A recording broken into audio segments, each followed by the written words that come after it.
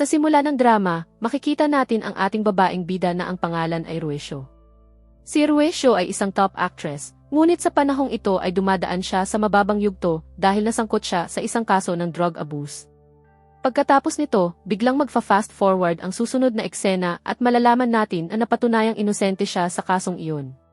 Pero kahit ganoon, laging gusto ng entertainment industry ang malinis na imahe at nasira na ang sa kanya, kaya hindi na siya nakakakuha ng malalaking proyekto ngayon.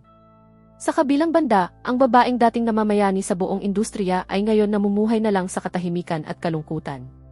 Samantala, nang marinig ni Ruesyo ang balitang ito tungkol sa sarili niya, pakiramdam niya ay parang gusto na niyang wakasan ang sariling buhay, at iyon din ang iniisip ng kanyang manager sa sandaling iyon. Pinipigilan siya nito, pero nagsimula siyang magpaliwanag na hindi siya ganoon kahina, at sinabi niyang umiinom lang siya ng kanyang multivitamin. Pagkatapos noon, sinusubukan siyang palakasin ng kanyang manager, at sinasabi na malapit na siyang makakuha ng malaking proyekto.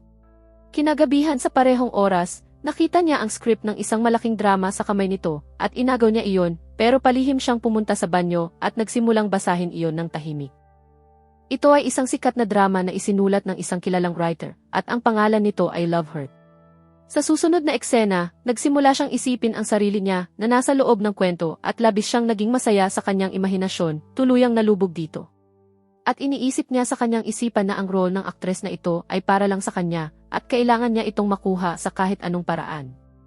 Pagkatapos noon, lumabas siya at sinabi sa kanyang manager na ang karakter na ito ay para sa kanya, at perpektong-perpekto siya rito. Sinabi rin niya na ang pangunahing bida sa dramang ito ay isang abogado, at nakapag-aral din siya ng law. Sa kabilang banda, kinuha ng kanyang manager ang script at sinabing hindi ito para sa kanya, para ito kay Minji, pero si Ruesyo ay hindi handang tanggapin ang pagkatalo at sinabing kakausapin niya mismo ang writer. Samantala, kahit papaano ay nakapag-ayos siya ng meeting kasama ang writer gamit ang kanyang mga koneksyon at nakipagkita siya rito para kumbinsihin ito. Pero direkta siyang sinabihan ng writer na hindi maganda ang kanyang imahe at hindi rin ganoon kahanga-hanga ang kanyang pag-arte. Sinabi nito na nakuha lang niya ang mga role noon dahil nasa tuktok siya dati, pero ngayon ay nasa pababang yugto na siya.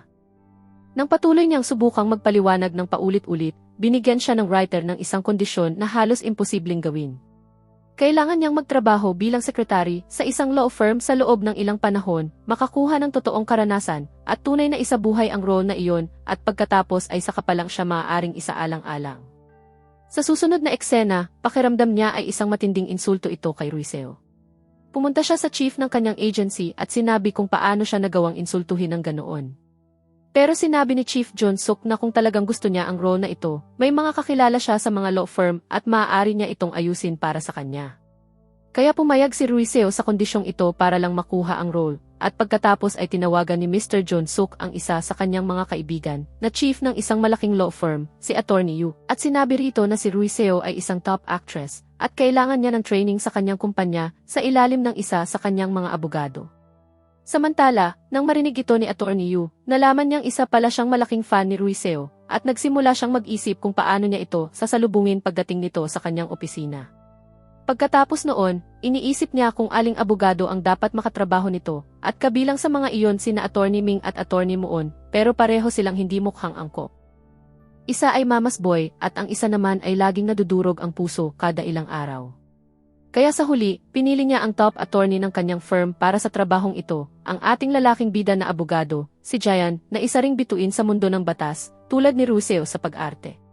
Sa susunod na eksena, pumunta si Ruesyo kay Jayan para kumbinsihin siya, pero nang malaman niyang hindi man lang niya natapos ang kanyang bachelor's degree sa law at iniwan niya ang law school, agad siyang tumanggi.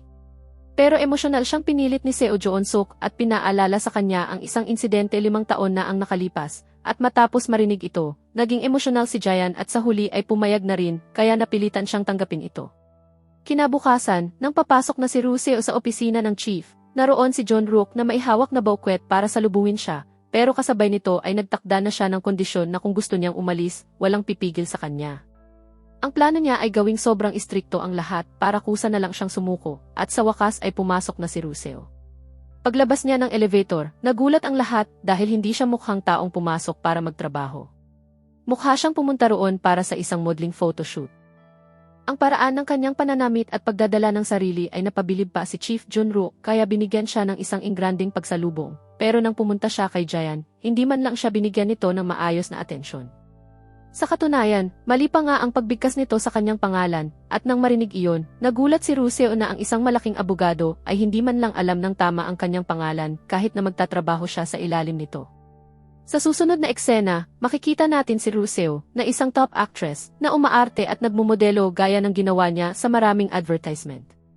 Dati siyang napakasikat at lumabas sa maraming commercials, pero si Attorney Jayan ay walang kahit anong interes sa kanya at hindi man lang siya tinitingnan ng maayos. Sa halip, isinara nito ang lahat at malinaw na sinabi sa kanya na simula sa susunod, huwag na huwag siyang mahuhuli sa trabaho dahil ayaw niya sa mga taong late. Pagkatapos noon, labis na nalungkot si Ru at bumalik sa kanyang desk. Umupo siya roon at inisip na baka lahat ng abogado ay ganito, bastos at istrikto. Samantala, nakatanggap siya ng tawag para kay Attorney Jayan, pero hindi niya alam kung paano ito i-transfer sa boss at paulit-ulit niyang iniisip na hindi ito aabot sa kanya sa tamang oras. Sa susunod na eksena, nakakairita para kay Jayan ang kanyang ugali.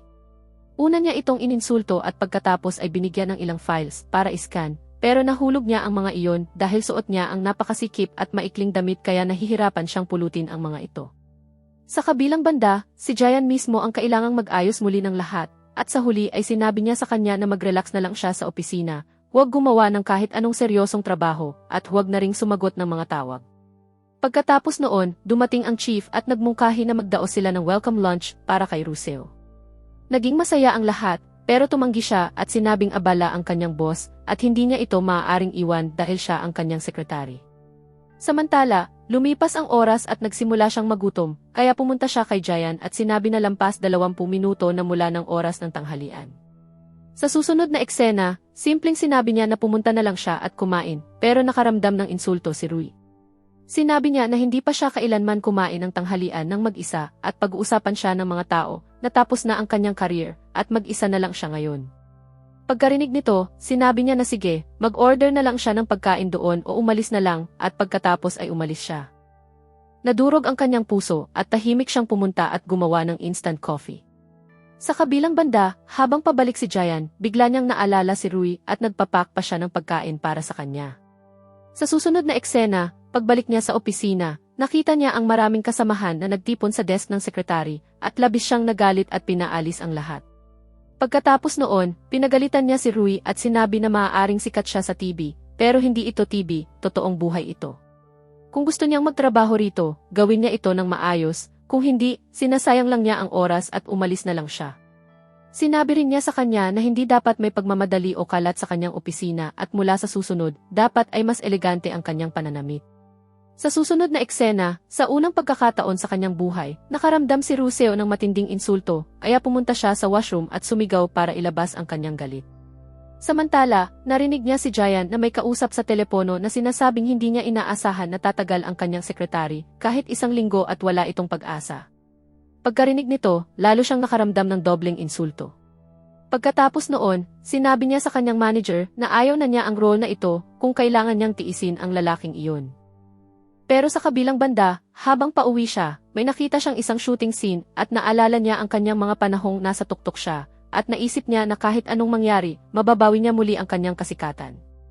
Kinabukasan ng umaga matapos umuwi, umiyak siya sandali pero pagkatapos ay nag-ipon siya ng lakas ng loob. Sa susunod na araw, nadatnan siya ng kanyang manager na natutulog sa kanyang desk at nakita niyang magdamag siyang nag-research tungkol sa trabaho para mas maging mahusay at mas maalam na sekretary. At pagkatapos ay dumating siya sa opisina ng eksaktong nasa oras.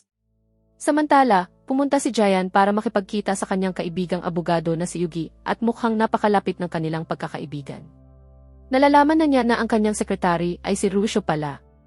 Huli siyang nakabalik mula sa meeting, pero bago siya dumating, nagsanay si Rusho sa maraming bagay tulad ng pag-forward ng tawag, paggamit ng printer, at gumawa pa siya ng kumpletong listahan ng mga tungkulin ng isang sekretary. Pagkatapos noon, nang dumating si Jayan sa opisina, nakita niya si Rusho na nakabihis ng napakapormal at pinuri pa niya ito na mas maganda ang itsura nito ngayon. Sinabi rin niya na nalinis na niya ng maayos ang desk nito, pero imbes na humanga, nagsimula itong maghanap ng isang mahalagang file na nawawala. Muli siyang nagalit at pinagalitan siya, sinabing hindi siya dapat humawak ng kahit ano sa kanyang desk nang walang pahintulot dahil napakahalaga ng file na iyon.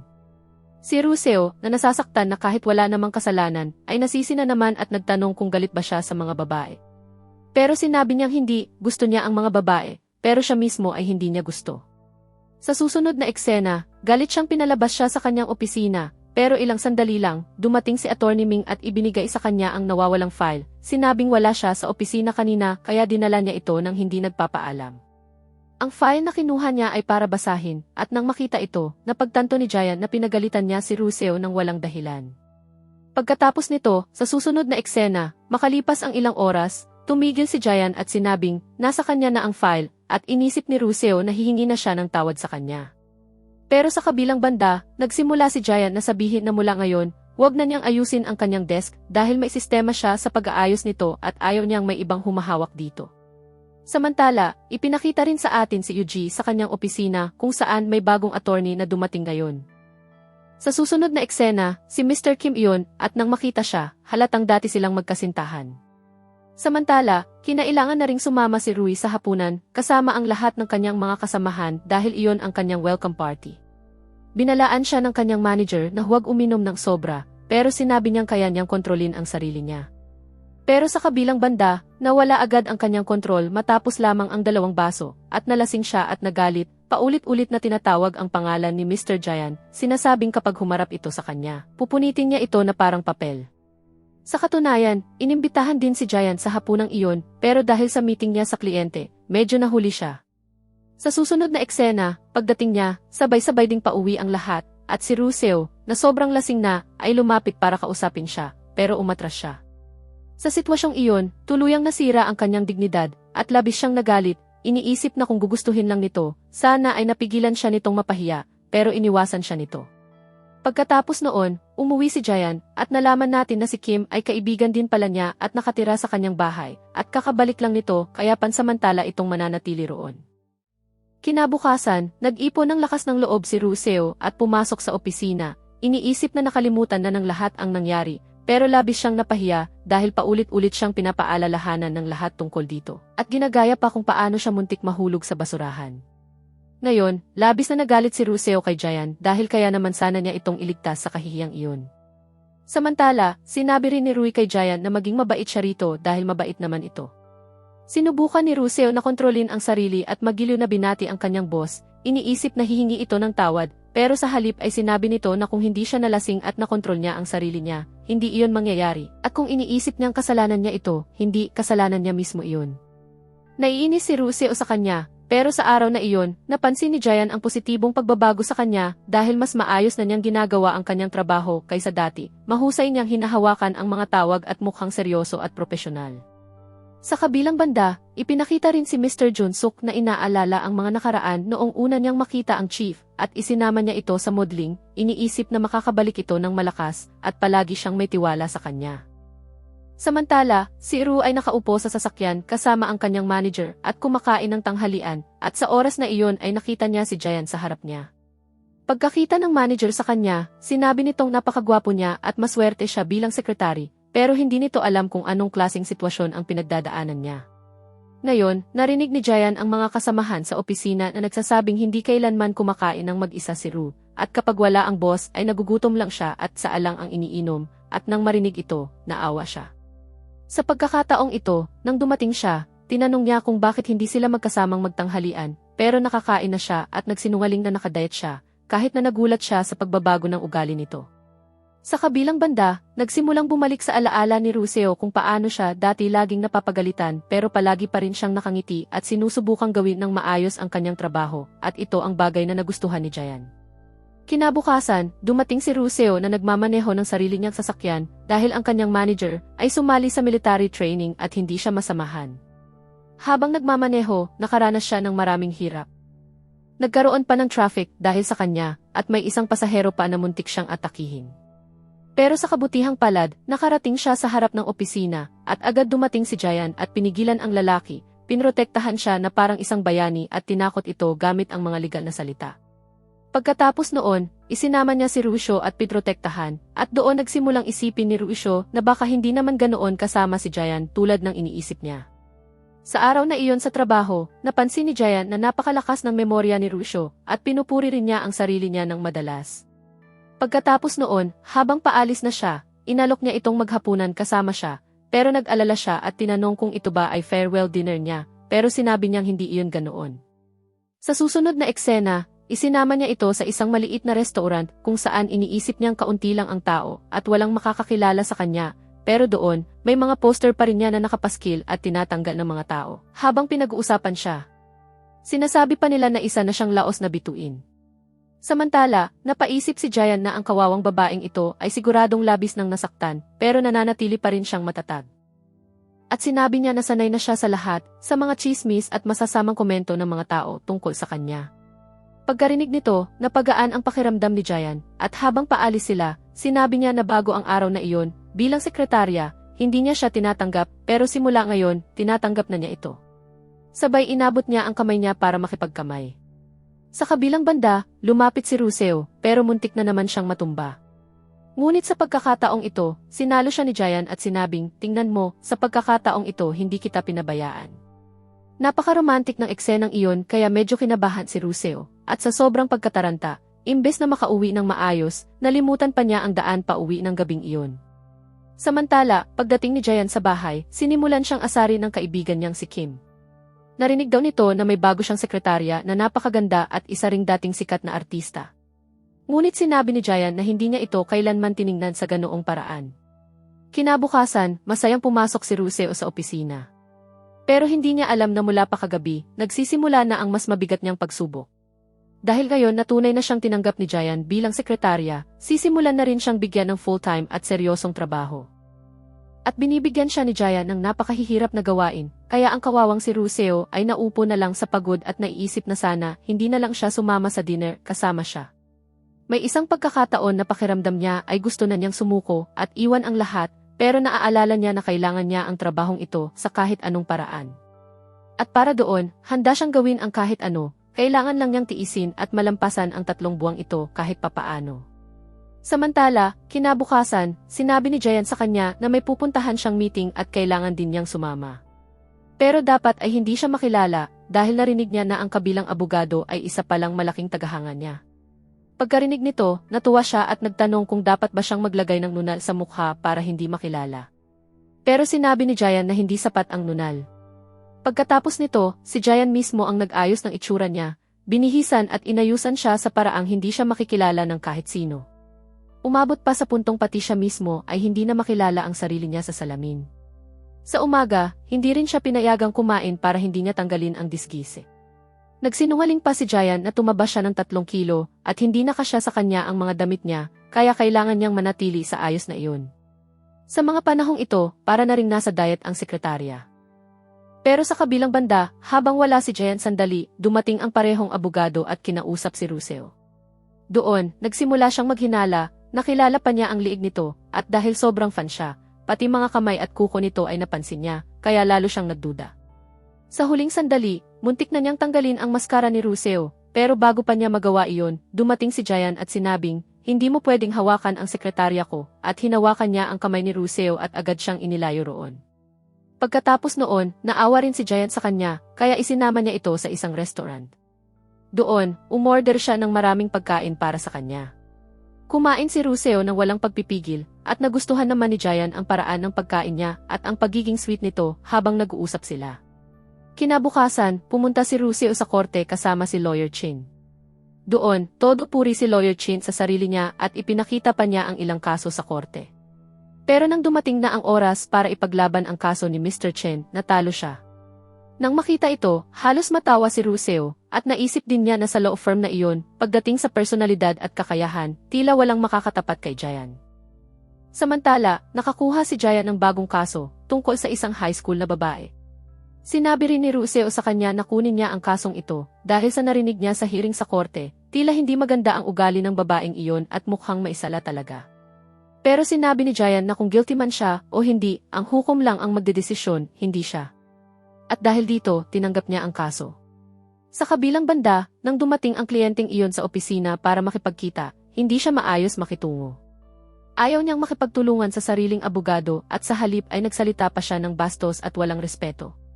Hindi ito kinaya ni Ruseo, kaya lumapit siya at sinabing kung makikipagtulungan lang siya, may tutulong sa kanya.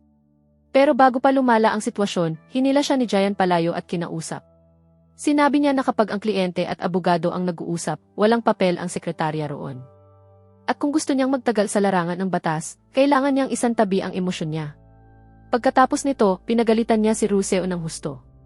Samantala, nakaramdam ng pagsisisi si Russell dahil pakiramdam niya ay tumutulong lang naman siya. At si Jayan naman ay napaisip din na bago pa lang siya, at baka masyado siyang naging mahigpit at masakit magsalita sa kanya. Sa sumunod na 2 hanggang 3 araw, nanatiling may distansya sina Jayan at Russell sa isa't isa. Dahil dito, napansin din ng buong opisina na tila may hindi magandang nangyari sa pagitan nila. Pero unti-unti, nalaman ni Russell ang tunay na kwento ng babaeng kliyente. Sa katunayan, wala siyang magulang na nag-aalaga sa kanya, iniwan siya ng kanyang ina, at ang kanyang ama naman ay abala sa sariling buhay. Lumaki siyang mag-isa at siya lang ang umaasikaso sa sarili niya. Nag-research pa si Russell sa pamamagitan ng kanyang agency, at nalaman niyang dati pala itong pop idol trainee. May kaso rin itong fraud. Doon, nagsimulang isipin ni Russell na mali ang nangyayari, na ang babaeng iyon ay gumagawa lang ng mga bagay na iyon dahil sa matinding kalungkutan at paghahanap ng atensyon. Pagkatapos nito, paglabas niya mula sa agency, nakita niya sa harap niya ang kanyang manager na nagsinungaling sa kanya na nasa military training daw. Sa totoo lang, nagtatrabaho pala ito ngayon para kay Minji na kanyang karibal. Dahil dito, nagkaroon ng matinding away ang dalawa at halos hindi mapigilan ang kanilang pagtatalo. Sa huli, nahirapan man, napakalma rin ng manager ang sitwasyon. Pagkatapos noon, humingi ito ng tawad sa kanya, at sinabi ni Russell na iyon na ang huling pagkakataon niya, dahil kung magkamali pa siya ulit, wala na siyang makukuhang isa pang sansa. Samantala, nalaman ni Russell na naaresto na ang babaeng iyon, kaya kailangan agad pumunta ng abogado niya sa police station. Sumama rin si Russell sa kanyang boss. Doon, napalabas nila ang babae sa pamamagitan ng piyansa at isinama siya sa labas, kung saan pinakain pa nila ito sa isang lugar. Habang lumayo sandali si Jayan, kinausap ni Russell ang babae at sinubukan niya itong intindihin at payuhan. Sinabi niya na isa rin siyang tilaos na bituin at alam iyon ng lahat, pero kahit ganoon, may lakas pa rin siyang bumangon at maniwala na sisikat siyang muli. Kaya nga nagsisikap siya ng husto. Dagdag pa niya, kung hindi man siya naging pop idol, bakit pa niya sisirain ang sarili niyang buhay sa pamamagitan ng kasong ito? Sa paraan ng pagbigay niya ng comfort at lakas ng loob, unti-unting nagbago ang isip ng babae. Kalaunan, sinabi nito ang totoo kay Jayan na wala siyang ginawang fraud. Pagkatapos nito, maayos na ipinaglaban ni Jayan ang kaso niya, at dahil nakikipagtulungan na ng maayos ang kanyang kliyente, mukhang malaki ang tsansa nilang manalo. Paglabas nila, nagpasalamat si Jayan kay Russell at sinabing tama siya. Nagulat si Russell nang makarinig ng papuri mula sa kanya, at sinabi niya, pwede bang ulitin mo ulit? Samantala, lumipad ang scarf ni Russell, at habang isinusuot iyon muli ni Jayan sa kanya, sinabi niya, magaling ka talaga, Russell. Para kay Russell, sapat na ang mga salitang iyon. Labis siyang natuwa at parang nadagdagan pa ang kanyang lakas. Mas lalo pa niyang pinagbutihan ang trabaho niya at ginawa iyon ng may mas malaking passion kaysa dati. Humiling pa siya kay Jayan na turuan siya ng mga basic legal terms ngayong weekend para mas magawa niya ng maayos ang kanyang trabaho. Pumayag naman si Jayan, pero nang marinig ito ng manager niya, nag-alala siya, hindi para kay Russell, kundi para kay Jayan dahil 5 araw na niya itong tinitiis at dadagdag pa ang isa. Sa susunod na eksena, paulit-ulit na nagbihis si Russell hanggang sa makahanap siya ng napakagandang ayos. Pagdating niya, nagkita sila sa isang unibersidad sa loob ng isang bakanting classroom. Iniisip ni Russell na baka gusto ni Jayan ng kaunting alone time, kasama siya, at ini-imagine niya na magiging romantiko ang eksena habang magkasama silang nag-aaral. Pero sa totoo lang, wala itong kahit kaunting romance, nakatayo si Jayan sa harap ng board na parang isang guro at seryosong nagtuturo sa kanya. Sa huli, ang kawawang si Russell ay halos mapagod ng todo sa kakaaral. Pagkatapos nito, gusto ni Russell magpahangin kaya sinabi niya kay Jayan na may bagong legal movie na lumabas, bakit hindi sila manood sa drive-in theater. Dito niya nalaman na sobrang busy pala si Jayan, at ang huling beses niyang nanood ng scene ay 10 taon na ang nakalipas. Pero sa kabila nito, umayag pa rin siyang sumama kay Russell.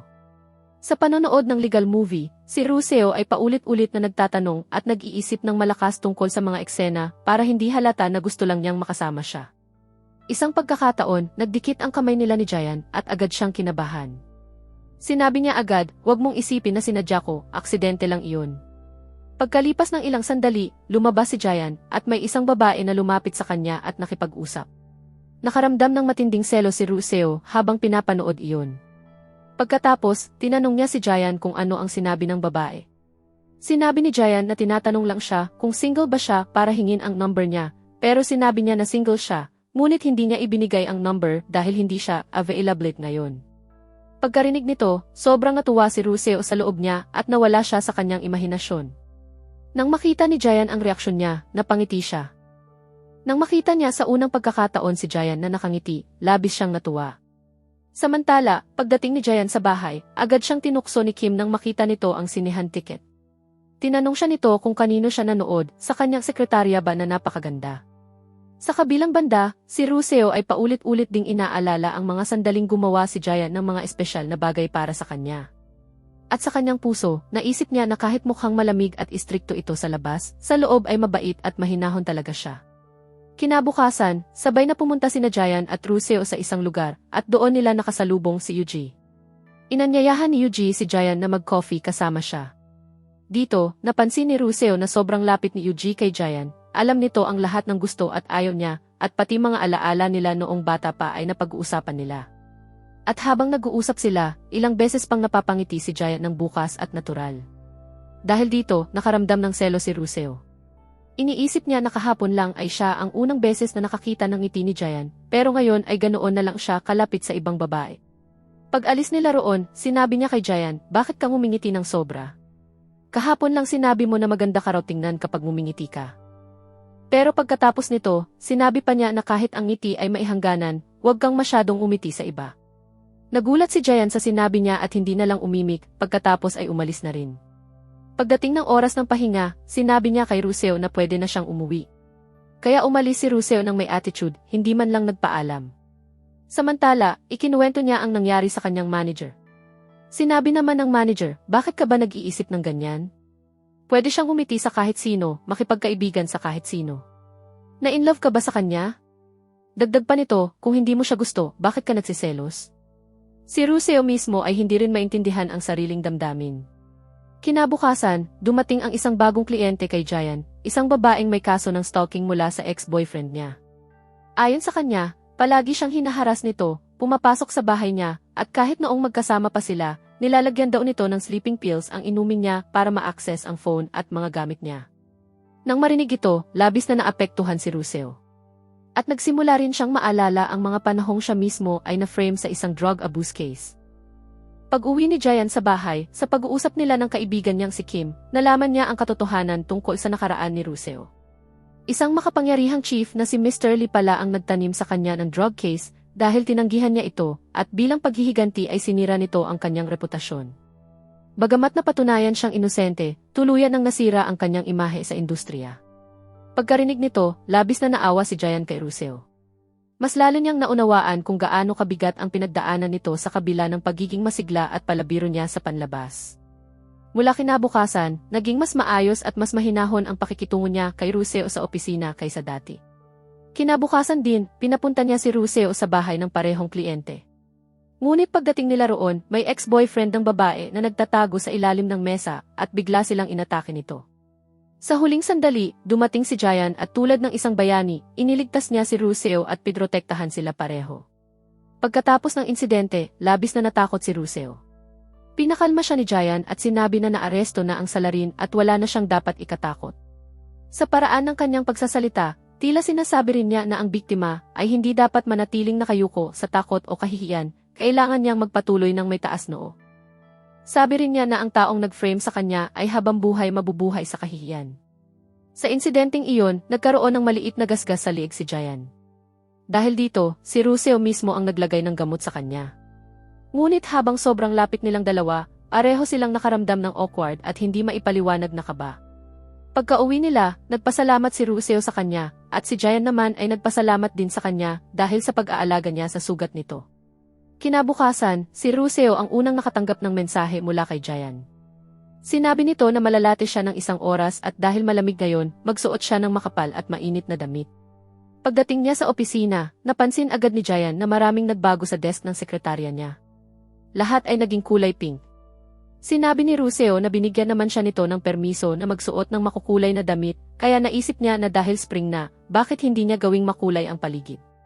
Pagpunta niya sa sariling mesa, lalo pa siyang nagulat dahil pati roon ay puro pink din ang mga gamit. Sinabi niya na alam niyang gusto ni Jayan ang madidilim na kulay, pero akala niya ay makakabuti ang kaunting pink para gumaan ang mood nito. Pero para kay Jayan, sobra na ang lahat kaya sinabi niya na alisin ang lahat ng pink sa opisina. Tahimik namang nagsimulang ayusin at tanggalin ni Ruseo ang lahat ng inilagay niya. Pag-alis niya, nag-iwan pa rin si Ruseo ng mga pink na heart-shaped sticky notes at sinabing, "Sige na, itira mo man lang to." Mula noon, naging kakaiba ang takbo ng araw nila sa opisina.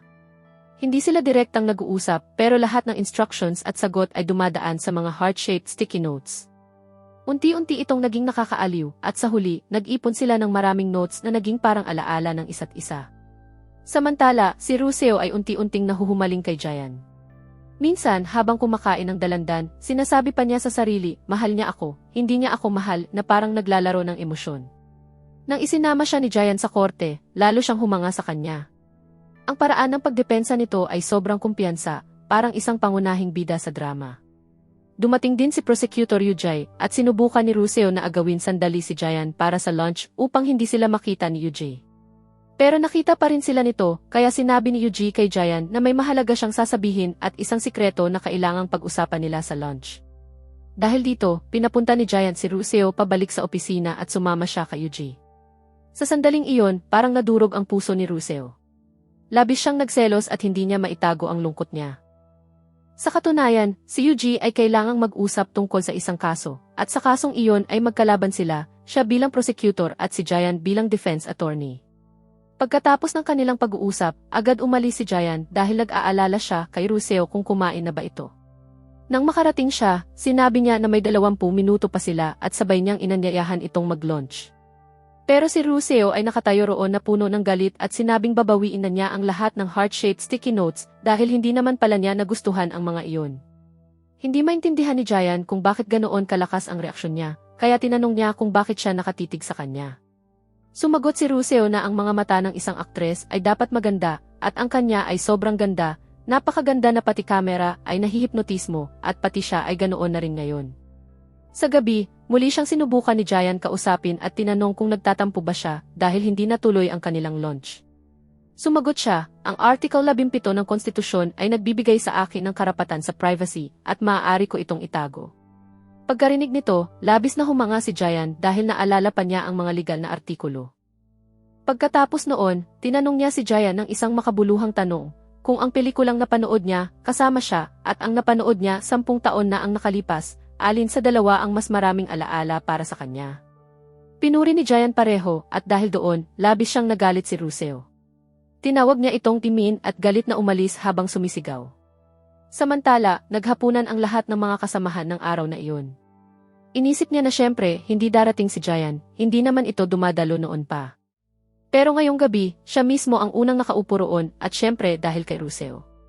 Sa harap ng lahat, sinabi ni Jayan na dumating siya sa dinner na iyon dahil gusto niyang makipagkita kay Ruseo at ayusin ang ilang bagay dahil mukhang may hindi pagkakaintindihan at mukhang galit ito sa kanya.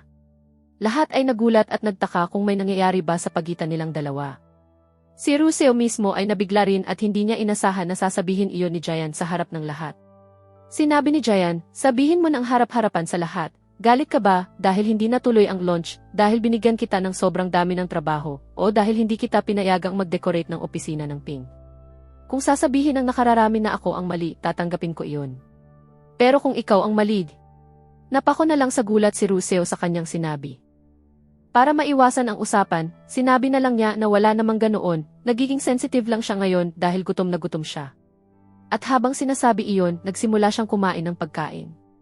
Ngayon, sobrang naiinis si Ruseo kaya uminom siya, at pagkatapos ay pinagalitan niya si Jayan ng mag-isa, sinasabing ito ay usapan lang nilang dalawa, bakit pa niya sinabi sa lahat, at kung ito ba ay parang court trial ng kaso niya, at kailan siya matututong kumilos ng normal. Sinabi ni Jayan na inaayos na naman ang hindi pagkakaintindihan natin, hindi ba? Sumagot siya na ayos? Kalokohan. Paano mo nagawang kumain ng pasta sa lunch na wala ako? Alam mo ba kung gaano ko kagusto ang pasta? Sinabi ni Jayan, "Sige, bukas ipapakain ko sa iyo ang pasta." Pero sumagot siya, "Hindi ito tungkol sa pasta. Kalimutan mo ang pasta. Kumain ka ng pasta kasama ang iba." Doon na siya nagsimulang magsalita ng walang direksyon dahil sa kalasingan, umiiyak at inilalabas ang lahat ng sama ng loob. Labis na nagulat si Jayan. Pag-uwi niya ng gabi, tinanong niya si Kim kung kapag may nagalit sa'yo dahil kumain ka ng pasta kasama ang iba, ibig ba nitong sabihin ay gusto ka ng taong iyon? At buong gabi niyang inisip iyon. Samantala, kinabukasan, nang magkamalay na si Russell, sobrang hiya ang naramdaman niya. Sinabi niya, "Wag mo sanang bigyan ng maling kahulugan. Para lang kaming mag-best friend na nagagalit kapag nalulungkot dahil hindi nagkakaintindihan. Ganoon lang din ang ginawa ko. Mag-best friends naman tayo sa law firm na ito, di ba?" Pagkatapos noon, nakakuha si Jaya ng bagong kaso, at kaugnay nito kailangan nilang pumunta sa detention center para kausapin ang akusado, kaya inimbitahan niya rin si Russell na sumama. Buong magdamag na nag-prepare si Russell at maayos na nagbihis kinabukasan dahil akala niya ay magkasama silang magta-travel ng matagal, halos 2 oras na biyahe sa umaga. Pinuri niya ang tie ni Jayan at pinuri rin naman ni Jayan ang necklace niya. Para mas maging maganda ang atmosphere, naghanda pa siya ng lunchboxes. Sa gitna ng biyahe, sa oras ng tanghalian, magkasama silang kumain sa isang magandang tanawin. Dahil sobrang lamig doon, habang pauwi, nilalamig si Russell. Kaya sinabi ni Jayan na para uminit ang kamay niya, may 2 bulsa naman. Kaya inilagay ni Russell ang kamay niya sa bulsa nito. Pero ang ibig pala ni Jayan ay ilagay niya ang kamay sa sarili niyang bulsa. Dahil dito, labis na nahiya si Russell. Pagkatapos ay sinabi ni Jayan na sobrang lamig na, kaya kunin niya ang susi ng kotse at mag-ikot sila sa magagandang tanawin para hindi siya masyadong ginawin. At sinabi rin niya na mag-enjoy lang sila at huwag maboard. Sa totoo lang, labis na nag-aalaga si Jayan sa kanya. Pagkalipas ng ilang oras, sa pabalik na biyahe, nakatulog si Russell. Nakita siya ni Jayan na sobrang cute habang natutulog kaya hindi niya ito ginising. Pagkagising niya, tinanong niya, "Naabala ba kita?" Sumagot si Jayan, "Hindi, mahina ka lang humilik." Pagkarinig nito, labis siyang nahiya. Sinabi pa niya, "Kaya ko rin humilik." Sumagot si Jayan, "Ano namang problema doon? Natural lang iyon." Pero lalo lang siyang nahiya at bumaba ng kotse at umalis. Pagkatapos noon, ipinakita ang hearing ng isang kaso. Sa kasong ito, magkalaban sina Yuji at Jayan. Ang isa ay nagsasabing self-defense ang nangyari sa pagpatay, habang ang isa naman ay sinasabing sinadya ito. Dahil dito, naging mainit ang kaso at sa labas ng korte, nagtalo rin sina Yuji at Jayan. Sa katunayan, malaki ang kinikita ni Jayan bilang abogado, samantalang si Yuji ay isang prosecutor lamang. Habang paalis, sinabi ni Yuji na maaaring malaki ang kinikita niya, pero hindi siya mananalo sa kasong ito. Dahil sa kanilang pagtatalo, nanatiling mabigat ang pakiramdam ni Jayan, at sa social media ay may mga negatibong komento tungkol sa kanya at sa kaso, bagamat may ilan ding sumusuporta sa kanya. Samantala, ang tanging tumayo at sumuporta sa kanya ay walang iba kundi si Russell, na nagsabi sa kanya na huwag makinig sa iba at manatiling matatag. Para kay Jayan, naging napaka-espesyal ng mga salitang iyon. Habang pauwi sila, sinabi rin niya sa kanya, "Ang sinabi mo kanina, ang pagsuporta mo sa akin, nagustuhan ko iyon ng sobra. Tandaan mo, kapag pakiramdam mo ay mag-isa ka sa mundong ito, ay isang taong laging nasa panig mo, ako iyon." Pagkarinig nito, labis na natuwa si Russell. Pagkatapos noon, biglang nagtanong si Jayan, "Sabihin mo nga, Russell, gusto mo ba ako?" Pero sa isip ni Russell, mali ang narinig niya. Akala niya ay tinatanong siya ni Jayan kung gusto niya ba ang espesyal na karne sa isang tindahan. Nang ipaliwanag niya ito at ituro ang menu, doon lang niya napagtanto ang pagkakamali. Pagkatapos noon, umupo siya para kumain ng karne kasama si Jayan, pero sa loob-loob niya ay masama ang loob niya at medyo naiinis pa rin siya dahil hindi siya diretsong tinanong. Kaya nagsimula siyang magparinig, sinasabing mukhang hindi pa ito nagde-date at hindi pa kailanman umibig. Sumagot din si Jayan, "Ganoon din ang tingin ko sa iyo." Pero mas mariing sinabi ni Russell na nag-host pa nga siya ng isang malaking dating show at lahat ng tao noon ay kumukuha pa ng tips mula sa kanya. Nang hanapin ito ni Jayan online, nalaman niya na malinaw ang nakasulat sa kanyang nakaraan na si Russell ay wala pang naging nobyo hanggang ngayon. Ibig sabihin, buong buhay niya ay nanatiling single. Bago pa siya makapagsalita, sinubo ni Russell ang dahon ng salad sa kanya para manahimik siya. Kinabukasan sa opisina, maraming trabaho at kailangang mag-overtime si Jayan. Gusto sana ni Russell na samahan at tulungan siya, pero sinabi niya na pwede na siyang umuwi. Samantala, nakatanggap ng tawag si Russell mula sa kanyang manager. At sa paraan ng kanyang pagsasalita, sobrang friendly at magaan, naramdaman ni Jayan ang selos. Gusto niyang makita kung sino ang kausap niya, kaya agad siyang sumunod at sumakay ng elevator, sabay sabi na nagbago ang isip niya at gagawin na lang niya ang natitirang trabaho bukas. Habang magkasama sila sa elevator, biglang namatay ang ilaw at nagkaroon ng problema. Dahil dito, napalapit si Giant kay Ruseo at hinawakan siya para alalayan. Takot na takot si Ruseo, pero biglang dumating ang security guard at binuksan ang pinto. At nakita nila ang eksena na sobrang lapit ng dalawa sa isa't isa. Paglabas nila ng elevator, takot na takot si Ruseo. Inakala ng kanyang manager na lahat ng nangyari ay dahil sa sobrang pagod at trabaho mula sa kanyang boss, hindi niya alam na dahil pala ito sa problema sa elevator. Habang nakikipagtalo ang manager kay Giant, tinawag pa niya si Ruseo na aking Ruseo, at ang salitang iyon ay paulit-ulit na umikot sa isip ni Giant. Naisip niya tuloy na baka boyfriend niya ang manager.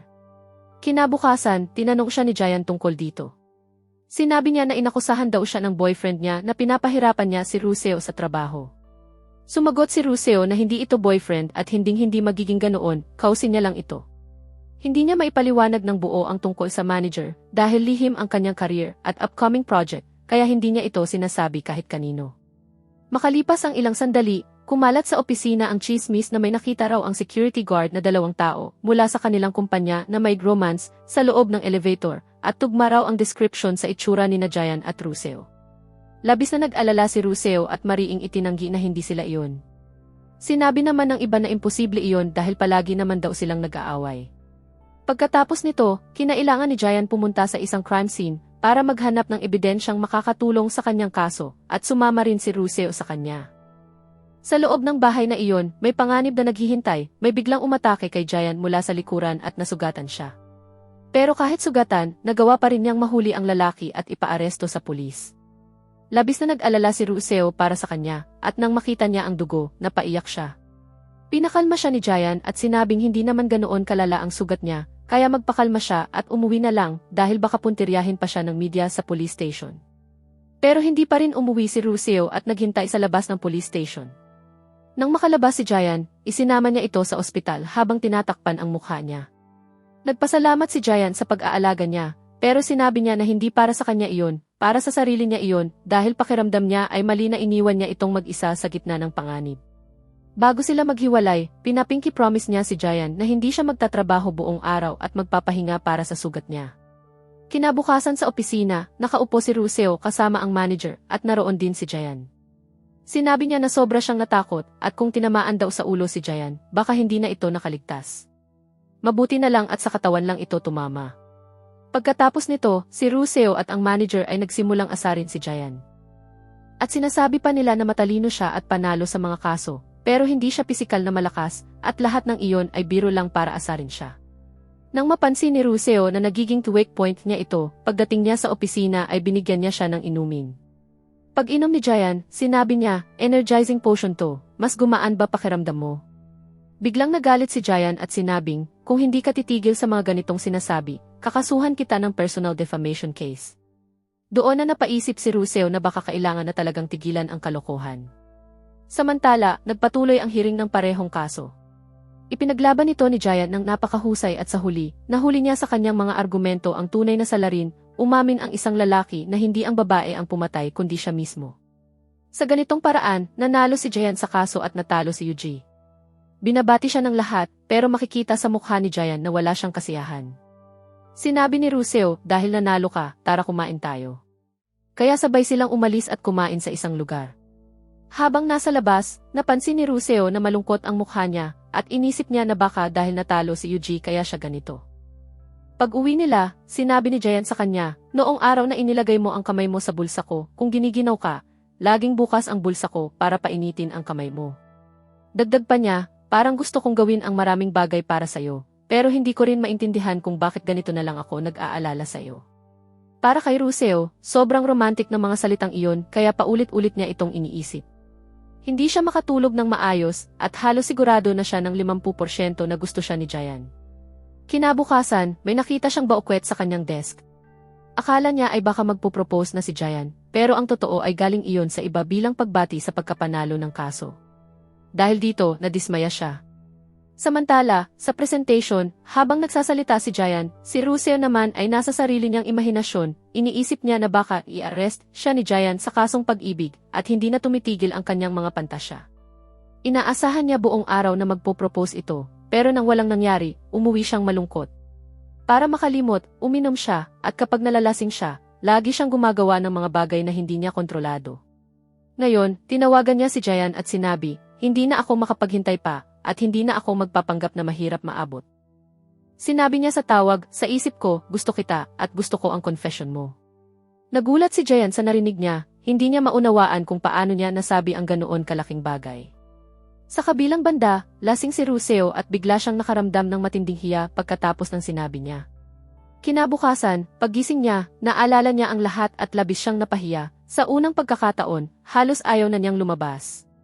Nag-alala ang lahat at inisip na may nangyaring problema, pero agad na naintindihan ni Jayan ang dahilan.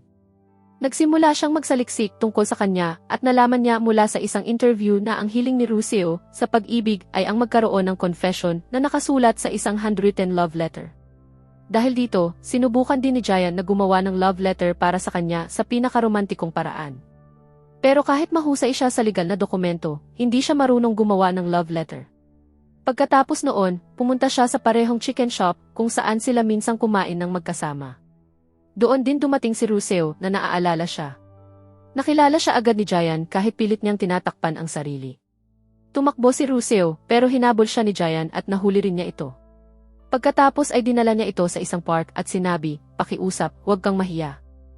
Ibinigay niya sa kanya ang isang sulat at sinabi, basahin mo ito kapag umalis na ako.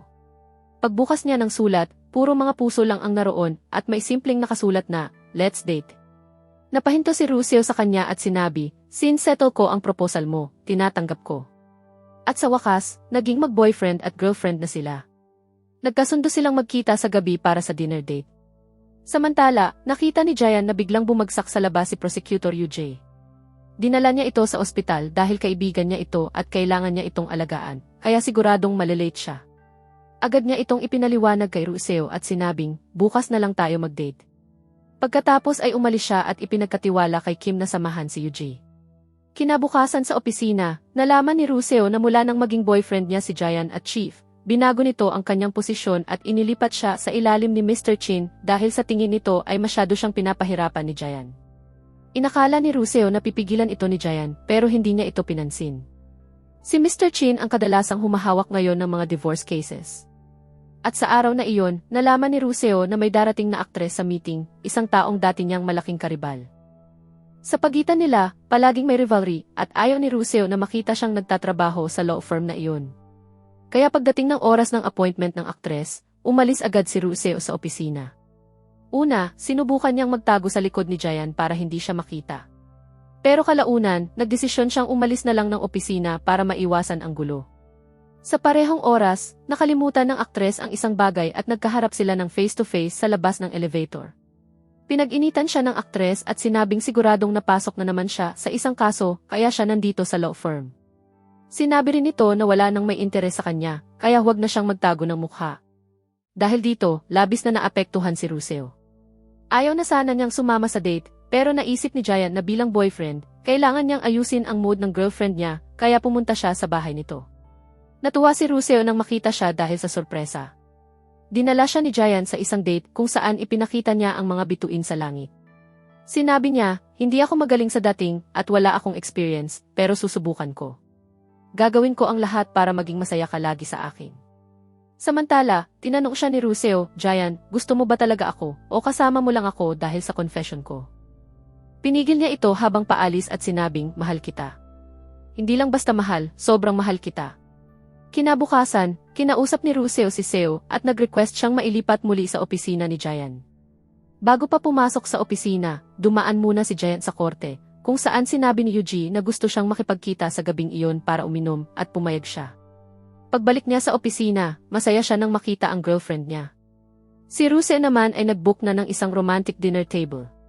Pero nang marinig niyang may lakad si Jayan kasama si Yujay, sinabi niya, may booking din ako, kasama si Miss Moon. Kaibigan ko siya, magdi-dinner kami. Sa halip na romantic date nila, si Ruseo ay nauwi sa dinner, kasama si Miss Moon at puro tsismisan ang nangyari, habang iniisip niya kung paano nagbago ang mga plano. Ikinuwento ni Miss Moon sa kanya ang maraming bagay, at sinabi rin na noong college days daw, may balitang may gusto si Jayan kay Yujay, at naging love triangle iyon kasama si Mr. Kim. Ayon sa chismis, sina Yuji at Kim ay nagkarelasyon habang si Jayan ay naiwan at umiiyak noon. Mula noon, hindi na raw ito nagkaroon ng girlfriend at maaaring hanggang ngayon ay may nararamdaman pa rin siya kay Yuji. Pagkarinig nito, tuluyang nasira ang mood ni Ruseo at galit niyang tinawagan si Jayan, sinasabing gusto niya itong makita agad. Dahil dito, nag-alala rin si Jayan. Pagkita nila, tinanong niya si Jayan tungkol sa lumang love story noong college. Malinaw na sinabi ni Jayan na minsan nagkaroon siya ng nararamdaman kay Yuji noong estudyante pa sila, pero iyon ay nakaraan na. Ngayon, matagal na silang friends lang at wala nang higit pa roon. Para mas luminaw ang lahat, tinawag pa niya si Kim at ipinaliwanag nito ang buong sitwasyon. Lumabas na si Kim ay isa ring malaking fan ni Ruseo at ang brand ng fried chicken na in-order nila noon ay siya ring commercial na ginawa ni Ruseo. Dahil sa paliwanag nila, tuluyan ang nawala ang hindi pagkakaintindihan at malinaw na lahat para kay Ruseo. Kinabukasan, dumating si Ruseo sakay ng mahabang sasakyan para sunduin ang boyfriend niya, ngunit si Jayan mismo ang nag-drive dahil alam niya kung paano magmaneho ang girlfriend niya. Habang nasa biyahe, hinawakan pa niya ang kamay nito. Maganda ang naging umaga nila pagkatapos noon. Nalaman din nila na may 2 interns na paparating sa ilalim ni Jayan at ang mga ito pala ay fans ni Ruseo. Labis silang natuwa nang makita siyang nagtatrabaho sa law firm. Buong araw, lagi siyang sinusundan at kinakausap ng mga interns. Sinabi ni Ruseo, matagal na panahon na, pero ngayon parang muli akong pakiramdam na isa akong star. Sa sumunod na eksena, nag-outing ang buong opisina. Sobrang excited si Ruseo dahil matagal na siyang hindi nakakasama sa biyahe, kasama ang mga kaibigan at katrabaho, at syempre, kasama rin niya ang boyfriend niya, kaya kung ano-ano na agad ang na-imagine niyang romantic moments. Habang nasa biyahe, hindi siya lumalabas at sinabing, dalhan mo ako ng fish cake. Pero bago pa makakuha si Jayan, marami nang nakapila at nauna sa kanya, at pati Chief ay nagdala pa ng napakaraming fish cake. Sa buong trip, paulit-ulit itong nangyayari, tuwing may gagawing bagay si Jayan para sa girlfriend niya, naunahan siya ng iba. Dahil dito, pakiramdam ni Jayan ay nainis at medyo nagsiselos din siya. Pagkatapos, nagbigay ng awards ang Chief sa mga empleyadong maganda ang performance, at si Ruseo ay nanalo bilang Best New Worker Award. Matagal na niyang hindi nakakaranas ng ganito, kaya nagdesisyon siyang magbigay ng speech. Makalipas ang ilang araw, sinabi ni Ruseo kay Jayan, wala ka kahapon sa lunch, kaya hindi na rin ako kumain. Hindi ako sanay kumain mag-isa. Sinabi ni Jayan ng may halong inis, sanayin mo yan. Dapat mas inaalagaan mo ang sarili mo kaysa kung ano paman. Pagkatapos, siya pa mismo ang nagturo sa kanya kung paano kumain ng maayos. Habang mag-isa si Jayan, kinuhanan pa niya ng litrato si Ruseo, at tuwang-tuwa naman ito na kasama siya. Sa kabilang banda, humingi ng payo si Ruseo sa manager niya kung pwede niyang sabihin kay Jayan na nagtitraining siya para sa susunod niyang drama project, pero tumanggi ito at sinabing confidential iyon at hindi dapat lumabas kahit kaunti. Kinabukasan sa opisina, nalaman nila na may bullying case ang anak ng isa nilang katrabaho. Nag-alok si Jayan na siya ang hahawak ng kaso. Pero ang bata ay hindi nagsasalita, kaya lumapit si Ruseo at kinausap ito. Pagkatapos noon, tumulong din si Jayan, at unti-unti nilang naayos ang relasyon ng mag-ina. Sa huli, si Jayan na rin ang humawak ng kaso. Pagkatapos nito, dumating ang isang malaking turning point sa kwento, ang pagbabalik ni Mr. Ligang, ang taong sangkot sa iskandalong kinasangkutan ni Ruseo 3 taon na ang nakalipas. Nang marinig ang kanyang pagbabalik, labis na kinabahan ang agency chief at manager ni Ruseo, dahil agad din siyang nagpadala ng regalo na nakapangalan kay Ruseo. Ibig sabihin, muli na naman siyang magtatangkang istok at guluhin si Ruseo. At habang tahimik siyang nagmamasid, pinapanood niya ang mga litrato ni Ruseo at Jayan na magkasama, ngunit walang kaalam-alam si Ruseo sa lahat ng ito. Hindi niya alam na ang unos na tumigil 3 taon na ang nakalipas ay muling bumabalik at sumusunod sa kanya. Sa sumunod na eksena, pagkatapos ng office dinner, ihinatid ni Jayan si Ruseo pauwi. Sa labas ng bahay nito, niyakap niya siya at sinabing good night. Kasabay nito, may isang taong nakamasid sa kanila, si Ligang, na ngayon ay nagsimulang muling subaybayan si Ruseo. Kinabukasan sa opisina, magkasamang nakaupo sina Jayan at Ruseo kasama ang mga katrabaho. Sinubukan nilang magtago ng kanilang relasyon at magkunwaring normal lang sa harap ng iba. Pero ilang beses silang nahuhuli, kaya si Ruseo ay nagkukunwaring may napunta sa mata niya, habang si Chief ay unti-unting nagkakaroon ng hinala, lalo na't napapansin niyang sa mga office dinners dati. May mga sandaling tila magkaiba ang pakikitungo nila sa isa't isa. Minsan pa nga, muntik na silang maghalikan sa entablado, pero biglang may dumating kaya agad silang nagkunwaring nagtatrabaho lang at nag-uusap tungkol sa work. Mas lalo nilang nasisiyahan ang lihim nilang office romance. Isang araw, sinabi ni Ruseo kay Giant, "Bukas, hihintayin kita sa bahay ko. Pumunta ka sa akin." Magkasamang manonood ng pelikula sina Giant at Ruseo, at sobrang excited si Giant, habang si Ruseo naman ay parehong kinikilig at kinakabahan. Kinabukasan, pareho silang maihalong kaba at hiya habang inaasahan ang kanilang pagkikita. Nagdala si Giant ng wine at sinabing mainam ito para sa mahimbing na tulog, kaya lalo silang napaisip na baka may plano siyang manatili buong gabi.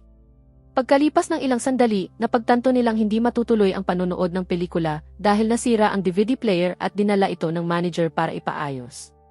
Hindi rin masyadong enjoyable ang panonood sa laptop, kaya sa halip ay nagkausap na lang sila. Pinakita ni Ruseo ang kanyang mga awards sa bahay, at naging maganda at payapang gabi nilang dalawa. Uminom sila ng wine, at nang kaunti nang nalasing si Ruseo, unti-unti niyang naibuhos ang laman ng kanyang puso, sinasabing sobrang kinakabahan siya sa pagdating ni Giant at kung ano-ano ang naimagine niya tungkol sa gabing iyon. Dahan-dahang lumapit si Giant, at sa candlelight, hinalikan niya si Ruseo at sinabing, "Ito ba ang ini-imagine mo?" Pagkatapos ng gabing iyon, hindi pa rin makalimot si Ruseo sa halik na iyon. Paulit-ulit niya itong naaalala kahit saan siya magpunta. Kinabukasan, pinayuhan siya ng kanyang manager na maging maingat sa mga susunod na araw. "May sumusunod ba sa'yo? May napansin ka ba?" Dahil dito, lalo pang naging maingat si Ruseo. Ngayon, may isang matandang lalaki na sumusunod sa kanya sa parking area para ibalik ang ballpen niya, pero inakala ni Ruseo na siya iyon ang stalker na sinasabi ng manager niya. Kaya agad siyang tumakbo papunta sa opisina. Pero sa huli, nalaman niyang si Giant pala iyon. Mas lalo siyang nahiya dahil ang lalaking napagkamalan niyang stalker ay ang ama ni Giant, ang magiging future father-in-law niya. At dahil sa sobrang kaba, nag-iwan siya ng napakasamang unang impresyon. Samantala, hindi rin maganda ang relasyon ni Giant sa kanyang ama. Nagkita sila at umalis ang ama ni Giant nang may galit. Pero kalaunan, nalaman ni Giant na sinuspinde pala ang kanyang ama at gusto nitong humingi ng legal na tulong para sa kaso niya, kaya siya pumunta sa opisina ng anak niya. Dahil dito, hinabol ni Giant ang kanyang ama para kausapin at ayusin ang lahat. Sinabi niya, "Nandito ako. Tutulungan kita. Huwag kang mag-alala." Habang nangyayari ito, labis na nahiya si Ruseo dahil sa naging unang impresyon niya sa ama ng boyfriend niya. Pero pinakalma siya ni Giant at sinabing mabait siya at magugustuhan din siya ng kanyang ama, kailangan lang mawala ang tensyon. Pagkatapos noon, sinabi ng manager ni Ruseo na alagaan niya ang ama ni Giant at nagpadala pa ito ng tinatawag na tension relief potion para sa kanya. Ibinigay ni Giant ang tension relief potion sa kanyang ama at napaisip ang ama niya kung kailan pa naging ganoon kaalaga ang anak niya. Pero nang marinig niya si Giant na kausap si Ruseo sa telepono, naunawaan niyang lahat ng iyon ay dahil sa kanyang sekretary na ngayon ay girlfriend na rin ito. Pagkalipas ng ilang araw, ipinakilala ni Giant si Ruseo sa kanyang ama. Nagsalo sila sa isang dinner. Sinubukan ni Ruseo na magpakabait at magmukhang maayos sa harap ng ama, habang si Giant naman ay kumampi sa kanya at ipinaliwanag ang hindi pagkakaintindihan noong unang araw ng kanilang pagkikita. Para bang nasa isang legal argument siya sa harap ng isang hukom. Labis na nahiya si Ruseo, pero sa huli, pumayag ang ama ni Giant at tinanggap ang paliwanag. Masaya si Ruseo dahil doon. Sa sumunod na eksena, nagkita silang dalawa ng mag-isa, at binigyan siya ni Giant ng isang napaka-cute na kwintas bilang regalo. Tuwang-tuwa si Ruseo nang makita ito.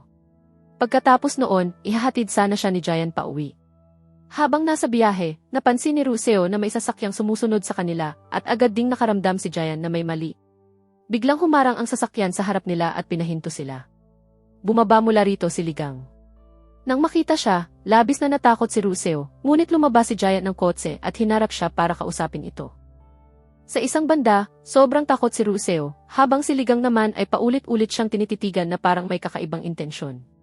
Bigla niyang sinabi kay Giant, "Akala ko ibang tao ka." Pagkatapos noon, umalis na siya. Habang inaayos ng driver ang sitwasyon, naghiwalay na rin sila ng landas. Pero naintindihan ni Giant na si Ligang pala iyon, kaya tinanong niya si Ruseo tungkol dito. Kasabay nito, nakatanggap si Ruseo ng mensahe mula kay Ligang na nagsasabing, "Nakikita kitang masaya kasama ang iba, para bang niloloko mo ako." Labis na nagalit si Giant at gusto na niyang kumilos agad, pero pinigilan siya ni Ruseo at sinabing, "Sobra na akong naghirap dahil dito. Ayokong maulit ang mga skandal. Ayokong madamay ulit." Pagkatapos, ikinuwento niya ang buong katotohanan. Sinabi niyang si Ligang ay isang possessive fan na mukhang baliw at delikado mula pa noon. Una niya itong nakilala bilang investor at sinabing fan niya ito, pero isang beses nilagyan nito ng droga ang inumin niya kaya nawalan siya ng malay. Habang wala siyang malay, pinanood siya nito ng ilang oras habang natutulog siya. Dahil doon, nagsimula na siyang umiwas kay Ligang dahil malinaw na hindi ito normal at nagiging obsessive at delusional na ang pag-ugali nito. Pagkatapos ng ilang araw, muli siyang tinawagan ni Ligang habang iniiwasan niya ito. Sa kabilang linya, paulit-ulit itong sumisigaw ng mahal kita, maniwala ka sa akin. Pero sa mismong bar na iyon, may isinagawang drug raid ang Narcotics Department at nahuli si Ligang dahil sa kasong droga. Dahil sa pagkakadawit niya rito, nadamay din si Ruseo sa eskandalo. Sinabi niya na napatunayan siyang inosente, pero tuluyan nang nasira ang kanyang karir. Nang marinig ito ni Jayan, labis siyang nalungkot. Upang alagaan siya, nanatili siya sa bahay ni Ruseo. Si Ruseo ay natulog sa kama, habang si Jayan ay natulog sa sahig. Kinabukasan, naghanda si Ruseo ng almusal para sa kanya at masaya ang ipinapakita niyang aura kasama siya. Parang wala siyang problema sa araw na iyon, pero sa loob-loob niya, pilit lamang niyang itinatago ang takot, dahil patuloy pa rin niyang iniisip ang pagbabalik ni Ligang. Isang beses na nitong sinira ang buhay niya, at ngayon na unti-unti na sana siyang bumabangon, muli na naman itong bumalik. Pagkatapos noon, dinala siya ni Giant sa amusement park para pasayahin siya. Gusto niyang mapangiti ito sa tuwing nalulungkot, at dahan-dahang umuusad muli ang kanilang kwento. Pero sa isang sulok, naroon pa rin ang panganib na tahimik na sumusunod sa kanila. At sa susunod na eksena, parang nakita niya ulit ang ganitong sitwasyon sa mga drama. Habang sumasakay sila sa amusement park rides, lalong nahihilo at nanghihina si Giant dahil sa kondisyon niya, pero patuloy pa rin siyang inaalagaan si Ruseo at sinusubukang pasayahin siya. Pero kahit anong gawin niya, parang hindi pumapabor ang sitwasyon, hindi gumagana ng maayos ang fireworks na inihanda niya, at pati ang cotton candy ay nabitawan pa niya. Kahit ganoon, sinabi ni Ruseo sa kanya, "Huwag kang malungkot. Lahat ng ginawa mo para pasayahin ako, iyon ang pinakamahalaga sa akin." Kinabukasan, si Giant mismo ang naghatid kay Ruseo sa opisina para sa kanyang kaligtasan. Habang nasa biyahe, napansin nila na may sasakyang sumusunod ulit sa kanila. Isang lalaki ang kumukuha ng lihim na larawan sa kanila, ngunit nahuli siya ni Giant. Nalaman nila na nagtatrabaho pala ito para kay Ligang. Agad na tinawagan ni Ruseo si Ligang at sinabi, "Huwag mong pakikialaman ang buhay ko." Sumagot si Ligang na, "Mas naging matapang ka. Gusto ko iyang ugali mo." Samantala, tinawagan si Ruseo ng kanyang chief para makipagkita sa investor ng upcoming drama. Masaya siyang pumunta dahil matagal niya itong pinagtrabahuan. Pero pagdating niya roon, nalaman niya na ang secret investor pala ay si Ligang. Nagalit din ang chief, at buong tapang na sinabi ni Ruseo, "Kung ikaw ang investor, hindi ako sasali sa dramang ito." Sinabi ni Ligang, "Gusto ko ang tapang mo. Sa pagsasalita mo ng ganyan, lalo mo lang akong pinupukaw." Pagkatapos noon, umalis si Ruseo. Sa labas, mukhang matatag siya, pero sa loob ay tuluyang durog ang puso niya. Pinaghirapan niya ng sobra ang proyekto, pero parang lahat ay mawawasak lang. Pag-uwi niya, umiyak siya ng husto. Samantala, nalaman ni Giant mula kay Kim na may kasalukuyang drug-related case siyang hinahawakan, at sa investigasyon ay hinahanap niya ang isang lalaking si Jihao, na may hindi direktang koneksyon kay Ligang. Kinabukasan, dumating si Giant at nagdala ng malaking stuffed toy para kay Ruseo. Sinabi ni Ruseo sa kanya ang buong katotohanan kung bakit siya pumasok sa law firm para matuto ng trabaho. Hindi naman nagalit si Giant at sinabi niyang, "Palagi akong nasa panig mo. Naiintindihan ko kung bakit mo kailangang itago ang lahat." Dahil dito, wala nang dahilan pa para pumasok si Ruseo sa opisina dahil hindi na matutuloy ang drama project niya. Nalaman ito ng buong opisina at lahat ay nalungkot. Naging malapit na kasi si Ruseo sa kanila, pati na rin si Giant. Pagkatapos noon, bigla siyang umalis sa opisina at labis siyang na-miss ni Giant. Pagkalipas ng 2 araw, bumalik si Ruseo sa opisina. Masaya ang lahat nang makita siya. Sinabi niya, "Hindi ako nandito bilang empleyado ngayon. Nandito ako bilang kliyente." Ibinigay niya kay Giant ang mga ebidensya at sinabing, "Inihaharas ako ni Ligang. Gusto kong magsampa ng kaso laban sa kanya." Labis na natuwa si Giant at sinabi, "Susuportahan kita sa desisyong ito." Hinatid niya si Ruseo pauwi. Pero pagpasok niya sa bahay, nalaman niyang palihim nang nakapasok si Ligang. Nakita rin ni Giant ang isang driver na kahina-hinala sa labas, kaya agad siyang bumalik at pumasok sa loob. Sa loob ng bahay, hinaharas na naman ni Ligang si Ruseo na parang nawala ng katinuan. Sa tamang oras, dumating si Jayan, sinugod ito, at itinulak siya pababa habang sinasabi, "Lumayo ka sa girlfriend ko." Pagkatapos noon, dumating din ang pulis, at dahil sa mga ebidensya, agad na naaresto si Ligang. Pinakalma ni Jayan si Ruseo at sinabing si Kim ay tumutulong din sa kaso laban sa mga kasabwat nito, kaya sa pagkakataong ito ay hindi na siya makakatakas. Kinabukasan, bumalik muli si Ruseo sa opisina at sinabi, 2 linggo na lang ang natitira, kaya tatapusin ko na ng maayos ang lahat ng trabaho ko. Sinabi niya, kaya ako muling magtatrabaho. Kapag natapos na ang 3 buwan ko, saka lang ako aalis dito. Kasabay nito, unti-unting dumami ang mga positibong pangyayari sa buhay ni Ruseo dahil sa pagkakaaresto kay Ligang. Nagsimula nang luminaw ang kanyang imahe at mas maraming tao ang nagbibigay ng magagandang komento tungkol sa kanya. Nang malaman ng lahat na pinaghirapan niya ang role para sa isang drama at aktwal pa siyang nagtrabaho sa law firm para sa kanyang karakter, lalo siyang pinuri ng publiko. Masaya si Ruseo sa mga nangyayari at masaya rin si Jayan habang nakikita siyang masaya. Pero may isang taong napansin ang kanilang closeness, ang manager ni Ruseo. Nakita niya silang magkasama at naisip niyang nagda-date na sila. Lumapit siya kay Ruseo at sinabing, maganda na ang takbo ng balita tungkol sa'yo. Pero kung lalabas ang kahit anong dating rumor o skandal, babagsak ang image mo. Kaya kung maaari, itago mo ang relasyon na iyan o lumayo ka muna sa kanya. Kinabukasan, dumating ang agency kasama ang writer at director ng Love Hearts drama, at muling na-cast si Ruseo bilang main lead. Labis siyang natuwa. Pero sa sumunod na araw, paglabas niya ng opisina, may malaking media crowd na naghihintay sa kanya sa labas. Inilayo muna ni Jayan si Ruseo bago sila makarating sa opisina, hinatid niya siya sa bahay at sinabi, "Huwag kang mag-alala. Sasamahan kita buong araw ngayon." Pagkatapos noon, nag-leave siya sa trabaho. Dahil dito, mas lalo pang nagduda ang chief ng law firm na baka may namamagitan niya kina Ruseo at Jayan. Pero walang naniniwala sa kanya, dahil para sa kanila, hindi kayang i-date ni Jayan ang isang sikat na aktres na gaya ni Ruseo. Sa buong araw, magkasama sina Jayan at Ruseo. Nag-shopping sila, naglibot sa mga local market, at nag-enjoy ng husto. Pag-uwi nila, naglaro sila sa bahay, nag-selfie, at nagkaroon ng masayang quality time. Sa huli, inihatid ni Jayan si Ruseo pa uwi, ngunit tinawagan siya ng manager nito. Nagkita sila ng pribado, at sinabi ng manager, "Nakita ko na ang rurok ng career ni Ruseo, at nakita ko rin ang pagbagsak niya. Ngayon, napaka-critical ng panahong ito para sa kanya. Kapag nasangkot siya sa kahit anong skandal ngayon, maaaring hindi na siya makabangon muli." Pinaghirapan niya ng sobra ang dramang ito. Kapag nadawit siya sa love affair scandal kasama ang sariling attorney at boss niya, posibleng alisin siya ng direktor sa proyekto. Mas mabuti para sa kapakanan ni Ruseo na lumayo ka sa kanya. Pagkatapos noon, nalungkot si Jayan ng labis. Matagal niyang pinag-isipan ang desisyon niya, at napagpasyahan niyang gagawin niya ang lahat para sa kapakanan ni Ruseo. At sa araw na iyon, ang huling araw niya sa opisina. Nagsama-sama ang lahat para sa farewell dinner ni Ruseo, ngunit hindi dumating si Jayan. Sa halip, siya ang personal na sumundo sa kanya at dinala siya sa isang espesyal na paalam. Ipinanood niya sa kanya ang paboritong pelikula ni Ruseo sa isang sinehan na siya lang ang nag-book para sa kanila. Pareho nilang pinanood at sinulit ang sandali. Ang pelikula ay may malungkot na ending.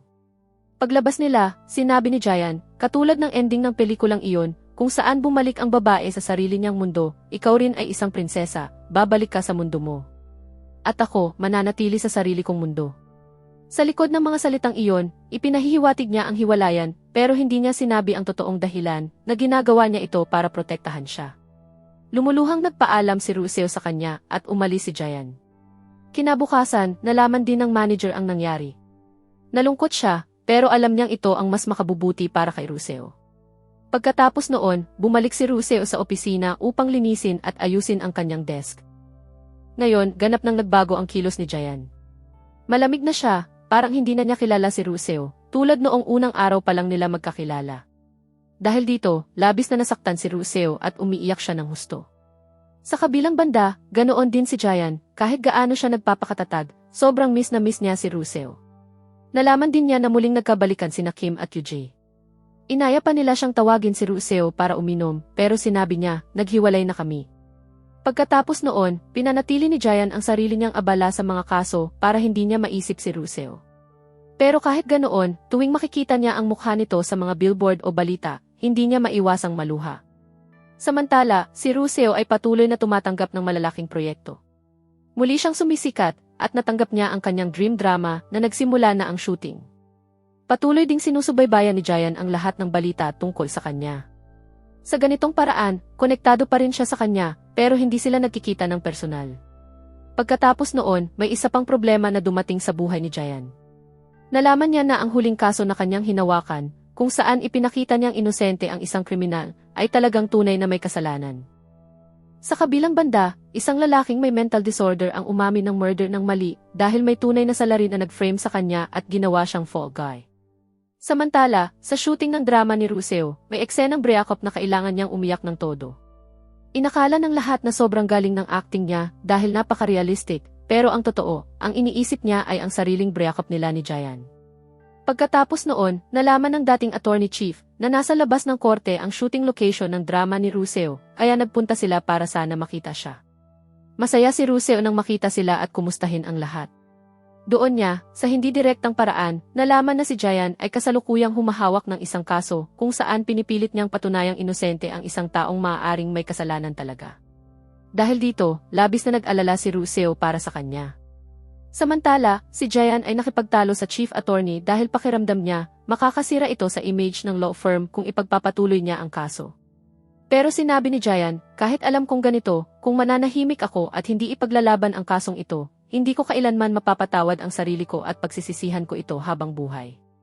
Pagkatapos noon, umiyak si Jayan habang naaalala si Ruseo, dahil dati, siya lang ang laging nandyan para sa kanya kapag walang ibang naniniwala. Pero ngayon, pakiramdam niya, mag-isa na lang siya. Kinabukasan, ibinigay ni Jayan ang kanyang resignation letter sa chief at sinabi, ayokong maapektuhan ang law firm dahil sa mga desisyon ko, kaya aalis na ako. Pero ang totoo, ang chief attorney at si Jayan ay hindi lang magkatrabaho, magkaibigan sila. Nang malaman ito ni Kim, tinawagan niya silang dalawa at inaya sa inuman para ayusin ang alitan. Sinabi ng chief, 5 taon na ang nakalipas, ikaw rin ay nasa problema. Ako ang tumulong sa'yo at dinala kita sa law firm. At hanggang ngayon, maninindigan pa rin ako sa'yo kahit ano pa ang mangyari. Hindi kita hahayaang umalis. Samantala, labis ang pag-aalala ni Ruseo para kay Jayan. Hindi siya direktang nagtatanong, pero palihim niyang kinukuha ang balita tungkol sa kanya mula sa iba. Isang araw, naglakas loob siyang tawagan siya, pero malamig ang naging pakikitungo ni Jayan at agad niyang pinutol ang tawag. Kaya pumunta si Ruseo sa opisina niya gamit ang isang dahilan, pero sinabi ulit ni Jayan, baka nakalimutan mo na, naghiwalay na tayo. Mas mabuti na lumayo tayo sa isa't isa. Labis na nasaktan si Ruseo nang marinig ito, at muli na namang nadurog ang puso niya. Sa sumunod na eksena, tuluyan ng wasak ang damdamin ni Ruseo. Nakikita rin ito ng manager niya at nalulungkot siya dahil pakiramdam niya, siya ang may kasalanan sa lahat ng nangyari. Pagkatapos noon, muling bumalik si Jayan sa kaso. Napakahirap ng kasong ito para sa kanya, hirap sa pagkalap ng ebidensya at sunod-sunod na pagsubok. Pero sa tulong ng kanyang mga kaibigan, sa huli ay napatunayan niyang inosente ang lalaki at nahuli ang tunay na mga kriminal. Pagkalabas ng balita, kumalat ito sa media ng parang apoy. Pinuri si Jayan at ang kanyang law firm dahil kahit napakahirap ng kaso, pinanindigan nila ang katotohanan at inamin ang kanilang pagkakamali. Pagkatapos noon, tinawagan ni Ruseo si Jayan para makipagkita at batiin siya. Sinabi niya, sabihin mo sa akin ang totoo, bakit mo ako iniwan? Ayokong mawala ka. Hanggang ngayon, hindi pa rin ako nakaka-move on, nasasaktan pa rin ako. Kung nagsakripisyo ka para sa akin, mas kailangan kita kaysa sa industriyang ito. Kaya kong mabuhay nang wala ito, pero hindi nang wala ka. Hindi na nakapagpigil si Jayan at hinalikan siya, saka sinabing, mahal kita. Pagkatapos noon, dinala ni Ruseo si Jayan sa kanyang bahay, at sinabi niyang hindi siya nakakatulog ng maayos dahil lagi niyang iniisip si Jayan. Humingi rin ng tawad si Jayan at ipinaliwanag na ginawa niya ang lahat para sa kanyang kaligtasan. Sa gabing iyon, magkasama silang natulog sa iisang kama, pero may unan sa pagitan nila bilang hangganan. Kinabukasan, habang naghahanda ng almusal si Ruseo para kay Jayan, dumating ang manager niya. Para maitago si Jayan, pinasok niya ito sa banyo. Pero kailangan ding gumamit ng banyo ng manager at pumasok siya sa loob. Akala ni Jayan ligtas na siya, pero biglang tumunog ang cellphone niya at dahil dito, nabuking siya. Bigla ring nabuksan ang shower, kaya lalo pang naging magulo ang sitwasyon at napilitan siyang magpalit ng damit. Pinahiram siya ng football t-shirt ng manager. Pag-uwi niya, nag-alala si Kim nang makita siya. Sabi niya, buong gabi ka nawala para kang pinahirapan. Parang nag-workout ka pero sobrang lungkot mo. Dahil sa briyakap ninyo ni Russell, baka magkasakit ka. Nag-alala si Kim para sa kanya, pero hindi niya alam na nagkabalikan na pala sina Jayan at Russell. Pagkatapos noon, para sa drama ni Russell, kailangan nila ng legal advisor na magbibigay ng gabay sa legal na aspeto ng production. Gusto sanang sumama ng chief attorney, pero sinabi ni Jayan na siya ang pupunta, at mas marami siyang boto. Ang totoo, gusto lang niyang makasama ulit ang girlfriend niya. Nagulat si Russell nang makita siya sa set, pero masaya rin siya. Nagyakapan silang dalawa at muli na namang dumating ang manager. Pinanood ni Jayan ang shooting niya, tinulungan siya sa acting, at sinubukang lumapit sa kanya habang nagtatrabaho siya. Samantala, gusto rin ng chief na pumunta sa shooting. Pero hindi siya nakasama dahil pinigilan siya ni Jayan. Kaya sinabi niya, narinig ko may tsismis na ang male lead ng drama ay sobrang flirtatious, at may balita pa na malakas ang chemistry nila ni Russell. Baka maging magka-love team pa sila. Nagselo si Jayan ng husto. Pagkatapos noon, nang mag-search siya online, nakita niya na ang bida ng drama ay may palayaw na kiss master. Nang makita niya ang mga romantic scenes nito, nanginginig ang kanyang mga kamay at nabitawan niya ang script. Hindi siya mapakali at sobrang uniisi siya para sa girlfriend niya, pero hindi niya ito masabi kahit kanino. Kinabukasan, pinuntahan niya ang shooting ni Russell. May kissing scene sa court setting at pilit niyang pinipigilan ito. Sinasabi pa niya, nakakabawas yan ng respeto sa korte. Pwede handshake o yakap na lang pero hindi pwedeng halikan. Pero maya-maya, nakita niya ang dalawang prosecutors na naglalandian sa court cafeteria na sila pala ay sina Kim at UJ. Labis siyang nahiya sa sarili niya. Pagkatapos noon, sinabi ni Russell, gusto kong walang sikreto sa pagitan natin. Unti-unti nating ipapaalam sa lahat ang relasyon natin. At sa drama, trabaho ko lang ito. Ang totoong nararamdaman ko ay para sa'yo lang. Hinalikan siya ni Jayan at sinabing, pwede ko bang lampasan ang line natin ngayon? At sumagot si Russell, sige. Kinabukasan, naghanda si Jayan ng almusal para kay Russell at labis siyang natuwa. Pero nang bumalik siya, muling nag-alala si Kim dahil tila hindi pa rin nakaka-move on si Jayan at buong gabi pa rin siyang nagtatrabaho. Kaya sina Kim at Yuji ay nagplano na ay blind date siya para makapag-move on na siya. Samantala, galit din ang chief kay Jayan dahil sa patuloy nilang lihim na relasyon.